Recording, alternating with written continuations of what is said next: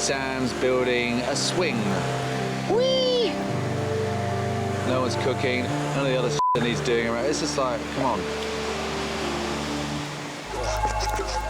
Both my grandfathers were miners. Obviously, they passed their digging skills on to me. Gotta love the Welsh. They do try.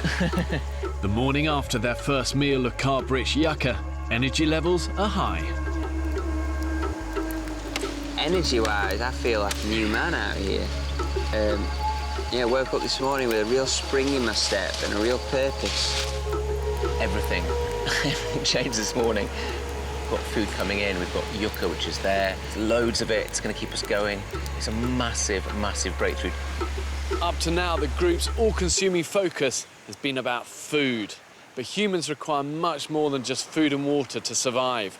At what point do you try and move on from this hand-to-mouth existence and start trying to improve the quality of their lives? We've just found this amazing bit of driftwood.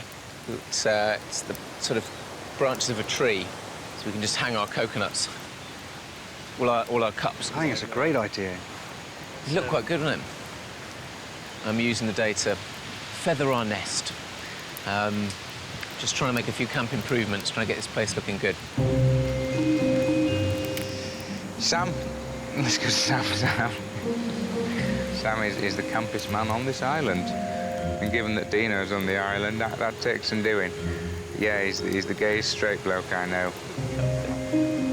Oh, I think that's rather nice, that. Well done, Sam. It's all shaping up, isn't it? What do you think to the new pieces of furniture? Nice. Rupert turns his nose up at all sorts of things that I've done. You know, hat stand and coconut tree. All these things, for me, are part of creating an environment that we want to live in, that we're happy to live in. But for him, they're an unnecessary part of survival. Despite the big yucca find, Rupert continues to search for food at every opportunity. Ropes, bring machete. What do you got? What do you got? What do you think? Well, it's not pizza. Oysters? No. Oysters, mate. I'm Yeah. sweating. I didn't come here to play house. It's all very well making a camp look pretty and building little things to put mugs on and all that kind of stuff, which is great and it looks nice, but our priority should be finding food because I don't think we're out the woods yet. Hey! Huge!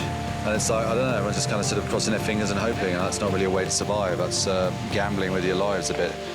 I mean, Sam's building a swing. Whee!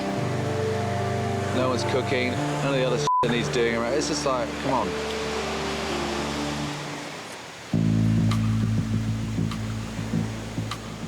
With yucca supplies in camp running low, Rupert takes a team to harvest some more. Funny smell. There's a sweet smell around here, isn't it? Yeah, something's rotting a little bit. Something is rotting. Yeah. Soft and squishy. Rotten. The harsh tropical environment has played a cruel trick on the men. Many of the tubers have rotted in the ground, and there's hardly any yucca left. Look at the state of that, mate. It's rotten. It's absolutely rotten. Minging. That is not edible. We've got 1 day of yucca left, so that's just gone bleak again. We ain't great. We're very short of food. We're out of yucca. I think it's kind of got to a slight I told you so point, but I never want to say I told you so because that's very annoying when people do that. But there's no food today. Is it all Because we're on an island, I'm going to try and save it. I was really shocked. We thought we'd on top of the food. I think, you know, it brought everyone back down to reality and made everyone realise that, OK, we need more food. I'm going to try and get as many pieces into everyone's bowl as possible so that everyone gets the same amount. Saki dishes up the very last of the yucca. I don't think we'll survive well without any carbohydrates. It's the one food that everybody gets a hell of a lot of energy out of the yucca, which really genuinely lifts everybody's spirit. It's just such a shame there's so little left.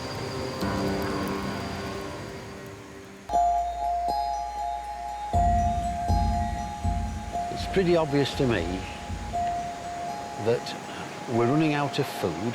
They've searched everywhere. We're running out of energy. We need food, and we need it for tonight.